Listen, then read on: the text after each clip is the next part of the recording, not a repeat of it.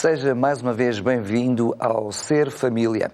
Hoje vamos dar início a uma nova série com o título Famílias segundo o Coração de Deus. E, para além do já habitual convidado Daniel Bastos, hoje temos mais uma companhia, não é assim, Daniel? É verdade. Temos aqui connosco um convidado especial, é o António Amorim. Fomos colegas no mestrado em Ciências da Educação, na vertente de orientação familiar. E o António Amorim, ele é pastor, foi missionário na Guiana, fez a sua licenciatura em Teologia, esse mestrado, além de outro em Teologia e o seu doutoramento em Ministérios da Igreja. E, além de muitas outras coisas que fez, também escreveu 2 livros muito interessantes, que são o tema destes 3 programas que vamos fazer, começando por hoje: Famílias segundo o Coração de Deus. Famílias segundo o Coração de Deus, o altar da família e o cordão de 3 dobras. Amorim, bem-vindo, obrigado por teres aceito este convite. Começo por te fazer a pergunta: o que é que te fez escrever estes 2 trabalhos? Aliás, fizeste-o com a tua esposa, a Paula, não é? Exatamente. Agradeço o convite para estar aqui convosco e sinto-me bastante honrado por esta oportunidade que tenho para partilhar um pouco da minha experiência, especialmente no que diz respeito ao acompanhamento da espiritualidade dos casais e das famílias em geral. O que me levou a escrever estes livros nos meus estudos, desde o mestrado que mencionaste e depois em todas as formações e pós-graduações, eu preocupei-me com o estado das nossas famílias e, em particular, famílias religiosas, famílias que praticam uma fé e, muitas vezes, a constatação de dificuldades muito grandes na gestão dos conflitos, na gestão das crises que são normais ao longo da vida. E assim, eu, quando tive a oportunidade de fazer esses estudos, essas pós-graduações, estudei de uma forma mais científica, mais académica, além da forma literária e bíblica, a espiritualidade da família, as dinâmicas do casal, para compreender como é que a espiritualidade pode fortalecer os matrimónios e, como consequência, alargando um pouco mais a espiritualidade na família, a importância da vivência doméstica da fé para a educação das crianças, para o desenvolvimento dos jovens. E nesses estudos, o meu diretor de tese, o professor Dr. Roberto Badenas, ele desde o início encorajou-me a escrever um livro. Eu escrevi esse livro, ele considerou que estava muito técnico e aí entra a minha esposa com a parte mais prática. Logo no primeiro livro, que fala do culto familiar em geral, ela teve a ideia de apresentar receitas para práticas espirituais domésticas. O que nós vamos chamar o culto familiar, já poderei depois explicar mais em detalhe. E a parte prática, então, tem muito a ver com a minha esposa. Ela tem uma larga experiência no ensino da fé nas escolas, a integração da fé no ensino e, igualmente, o acompanhamento de famílias, de crianças e de jovens. Mas nós vamos ter a oportunidade de, ao longo de 3 programas, poder passar por todas essas áreas.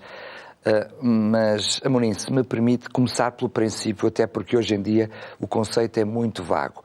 O que é espiritualidade e como é que ela é revelada no contexto desses 2 livros? Os estudos atuais mostram que a espiritualidade, há um nível da espiritualidade que é universal. Eu posso considerar, quando falamos de espiritualidade, podemos considerar 3 níveis. Há um nível universal, quer dizer que todo o ser humano tem uma dimensão espiritual. Qual é essa dimensão básica, universal? Tudo o que tem a ver com o questionamento interior sobre o sentido da vida, sobre a reflexão filosófica, sobre a ética, sobre os valores, sobre a moral, o que está certo, o que está errado, o comportamento mais correto, tem a ver com espiritualidade. Então nós podemos dizer que a espiritualidade não é panágio apenas de quem crê no sobrenatural. É uma característica universal. E nós vemos, por exemplo, nos hospitais, hoje em dia, considera-se importante essa dimensão espiritual. Nas terapias familiares, igualmente, usa-se como recurso a espiritualidade. Depois há um segundo nível da espiritualidade, onde ela conta com o transcendente.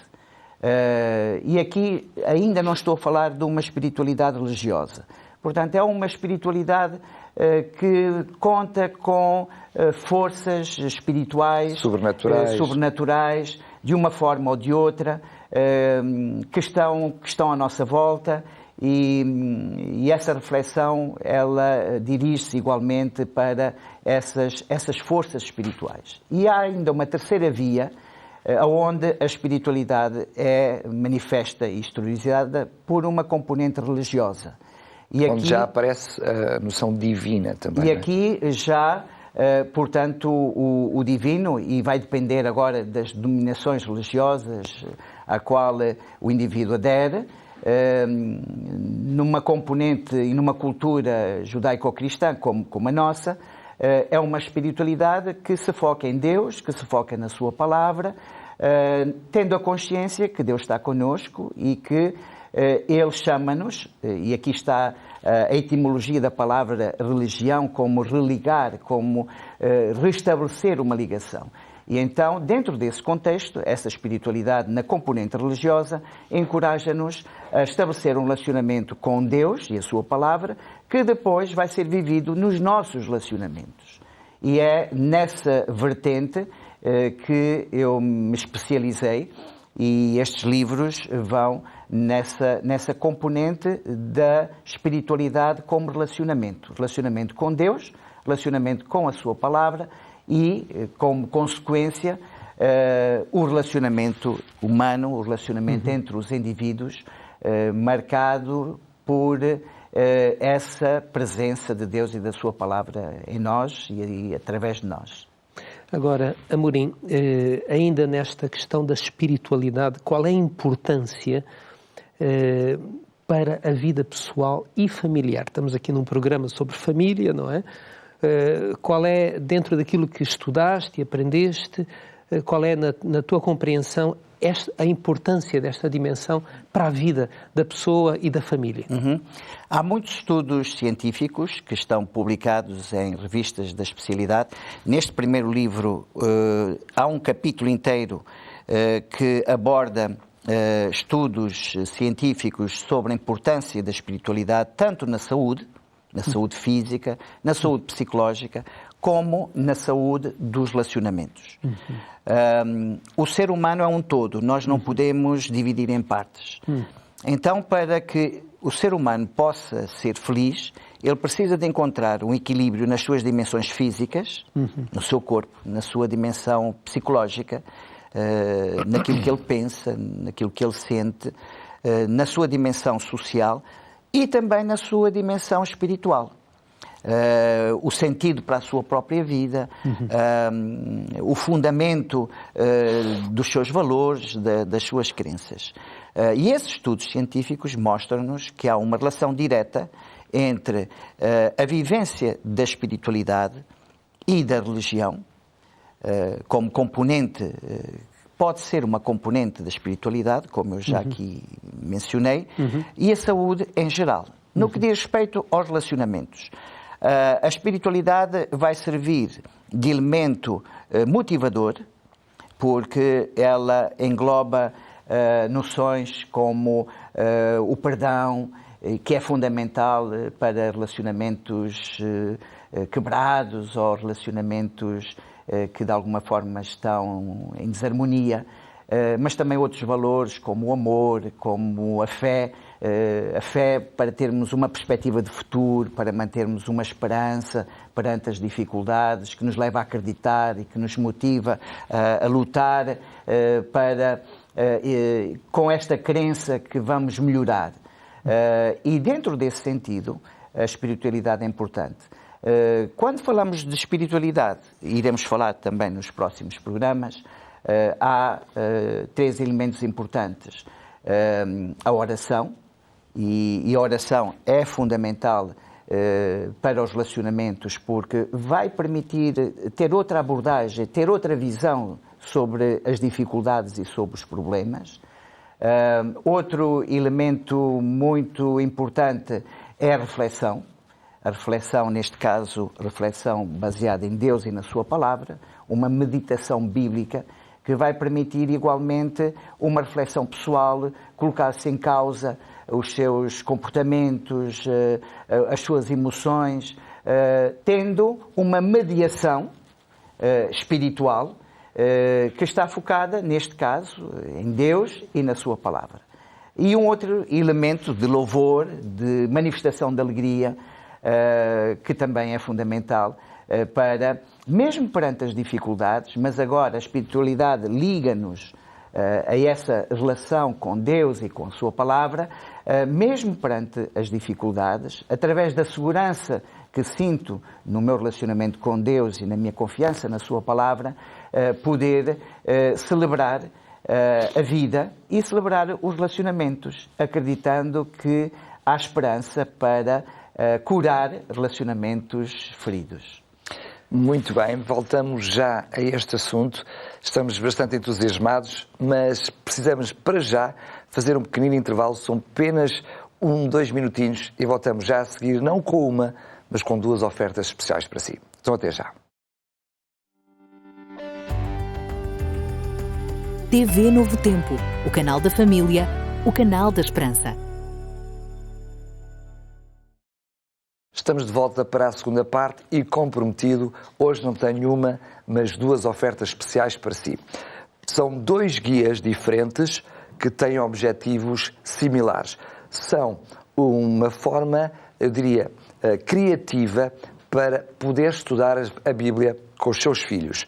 Se tem filhos pequeninos, então este guia de estudo, Descobrindo Tesouros, é a sua oferta. Se, por outro lado, tem filhos já na adolescência, o guia de estudo Eu no Universo é o que vai solicitar. Ambos são totalmente gratuitos. Basta enviar uma mensagem para o 933 93 9291 e depois entraremos em contato consigo para lhes oferecer 2 ferramentas fantásticas adaptadas a estas 2 faixas etárias para ajudar a estudar a Bíblia com os seus filhos.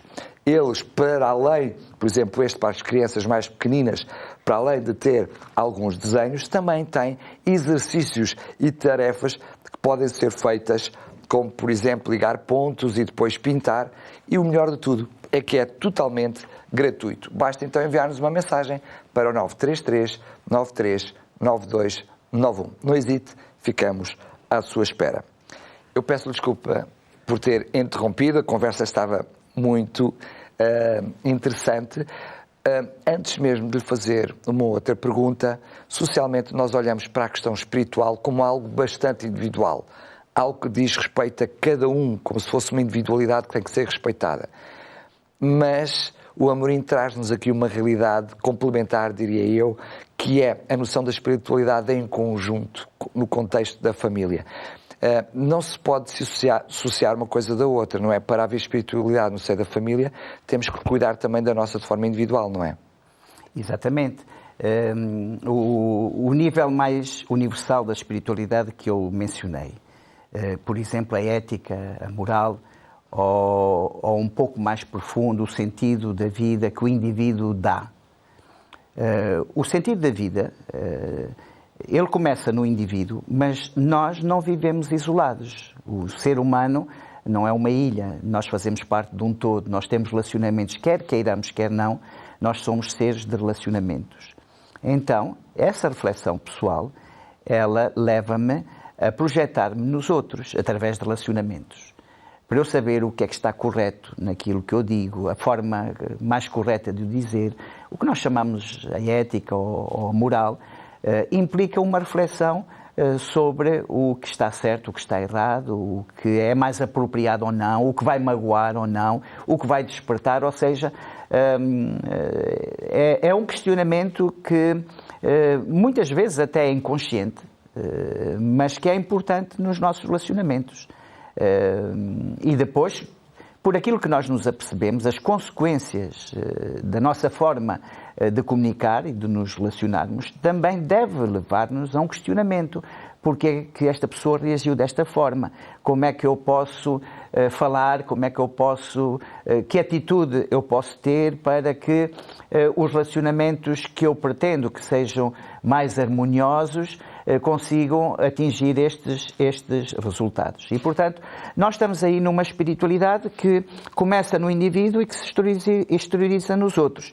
Quando eu coloco Deus, quando eu coloco a sua palavra dentro desta espiritualidade, eu tenho uma referência. E, neste caso, a referência do meu Criador, que é um ser comunicativo, que igualmente apela para que eu me comunique com Ele através da oração, apela para que eu me abra para compreender o seu pensamento através da sua palavra, para que depois eu possa experimentar e aplicar nos relacionamentos, exteriorizar no meu relacionamento com outros. Esse tipo de espiritualidade em família denominou no seu livro de culto familiar. Então, explique-nos lá o que é este culto familiar e já agora quais os objetivos, apesar de nós já estarmos subjacentemente, já conseguimos perceber alguns deles, mas se pudesse concretizar seria ótimo. Dentro do contexto da espiritualidade doméstica, por exemplo, estes manuais que foram aqui apresentados, eles são excelentes, porque permitem a família reunir-se a um momento e os pais com os seus filhos, se for o caso de uma família com filhos, poderem juntos refletir sobre a espiritualidade, sobre os valores, sobre também uma inspiração bíblica que é importante para o desenvolvimento desta espiritualidade. E aqui, quando nós trazemos Deus para a espiritualidade dentro de um contexto da vivência sistemática, da fé, e eu quero lembrar que a família é a escola mais importante em termos de espiritualidade. A escola toca ligeiramente através de um questionamento filosófico, através desse nível mais elementar da espiritualidade, mas é na família que os filhos vão aprender o que é ser família, em primeiro lugar, e é também na família que há a transmissão de uma herança espiritual. A herança espiritual dos pais que é transmitida aos filhos, através de histórias, através de crenças, através de valores. E dentro dessa escola espiritual, na família, as crianças e os adolescentes e os jovens, eles vão desenvolvendo a sua espiritualidade própria dentro de um contexto familiar. O culto familiar, o que nós chamamos de culto familiar, é a vivência dessa espiritualidade doméstica de uma forma sistemática, mas trazendo Deus, trazendo estes seres espirituais dentro do contexto cristão, através do Espírito Santo, Jesus Cristo, que é o nosso Senhor e Salvador, os anjos de Deus, trazer para a nossa casa, invocar a presença desses seres espirituais no nosso lar e ter a consciência que Deus está connosco. E então vamos agradecer a Deus, vamos falar com Deus e vamos conversar uns com os outros na presença de Deus. Deus manifesta-se através da sua palavra e daí a reflexão bíblica. E estamos felizes por poder estar com Deus e uns com os outros. E então chamamos a esta forma sistemática, a este modelo sistemático de encontro com Deus em casa, chamamos de culto familiar. Esse culto familiar, ele pode ter o seu elemento mais elementar, que é a oração, apenas a oração. Portanto, quem nos está a ouvir e quer experimentar viver de uma forma sistemática esse encontro com Deus, diário, começa pela oração. Em conjunto. Sim, o marido e a esposa que oram os dois, os pais ou a mãe que ora com os filhos, já podemos chamar culto familiar. Porquê? Porque é um momento especial em que a família se encontra com Deus e traz Deus para o seio da família. Depois podemos desenvolver um pouco mais esse contexto, introduzindo uma reflexão bíblica a leitura de um texto bíblico ou de um excerto de um livro espiritual baseado na Bíblia, e podemos ter ainda um terceiro elemento, que é o louvor, cantar. Nem todas as pessoas gostam de cantar, ou ouvir uma música que me leve espiritualmente, e portanto aqui falamos de culto familiar. É uma estrutura, pode ser muito simples, como eu disse, pode ser só oração em família, e eu encorajo a começar por aí. Aqueles que são crentes, aqueles que praticam uma fé religiosa, a começar diariamente por um momento de oração, a começar por aí. E depois ir então afinando o seu próprio modelo de encontro com Deus. Portanto, o culto familiar é um encontro com Deus em família. Sendo que